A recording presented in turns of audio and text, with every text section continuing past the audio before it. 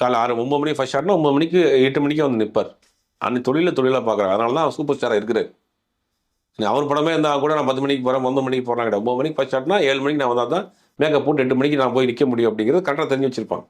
அதுக்கு நிறைய சம்பவங்கள் சொல்லலாம். பாபா படம் வந்து நம்ம நார்த் மெட்ராஸில் ஒரு கோயில், அந்த கோயில் பேர் ஆமாம் நார்த் மெட்ராஸில் ஒரு கோயில். அந்த கோயிலில் ஷூட்டிங் நடக்குது.